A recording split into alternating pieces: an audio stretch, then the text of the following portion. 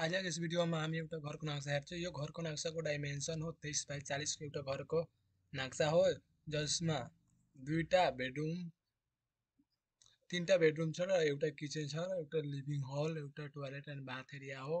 अर्को बरान्डा यहाँ हो बाहिर। यसमा भएको नम्बर्स अफ कलम भन्दाखेरि यसमा कति छन् 3 3 9 12, यसमा 14 वटा कलम हो, जसमा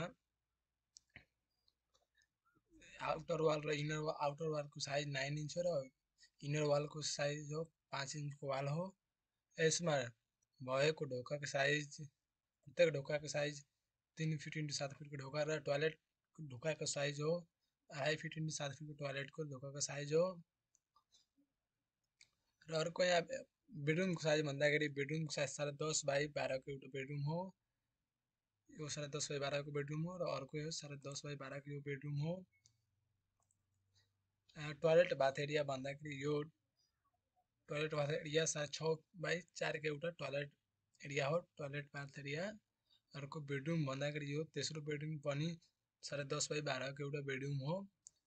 लिभिङ एरिया भन्दा एकदमै राम्रो लिभिङ एरिया हो। यो लिभिङ एरिया भन्दाखेरि यताबाट लिएर यहाँसम्मको लिभिङ एरिया भन्दाखेरि कति हुन्छ, यहाँदेखि यहाँसम्मको लिभिङ एरिया र यहाँदेखि यहाँसम्मको 10.5 बाइ 11 फिट 2 इन्चको लिभिङ हल हो।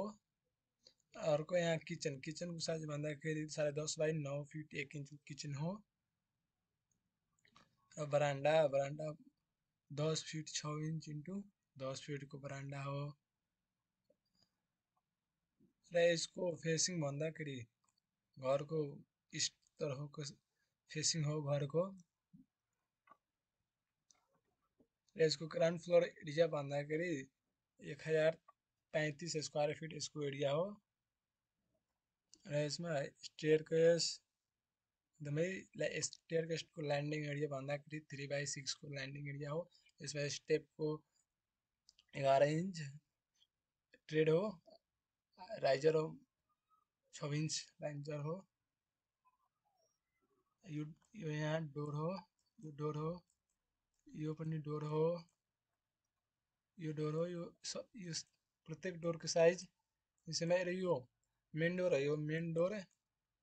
मेन डोरको साइज भन्दाखेरि 3.5 फिटको मेन डोरको साइज हो। र यसमा भएका यो ओपनिङको लागि विन्डो दिएको छ र विन्डोको साइज भन्दाखेरि 5 फिटको विन्डो हो, 5 बाइ 4 को विन्डो हो। सबै विन्डोको साइज 5 बाइ 4 को विन्डो हो।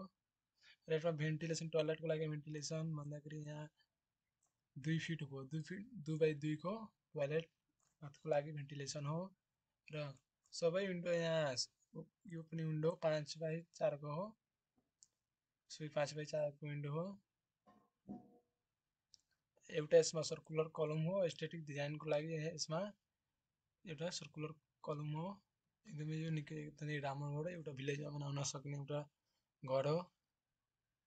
राम्रो लाग्यो भने च्यानललाई सब्स्क्राइब गर्नु होला र यो घरको नक्सा पाउनको लागि, बनाउनको लागि हामीसँग कन्ट्याक्ट गर्नु होला, हामी बनाइहाल्छौँ। कन्ट्याक्ट गर्नको लागि डिस्क्रिप्सनमा हाम्रो कन्ट्याक्ट इन्फो नम्बर र मेल छ, कन्ट्याक्ट गर्नु होला।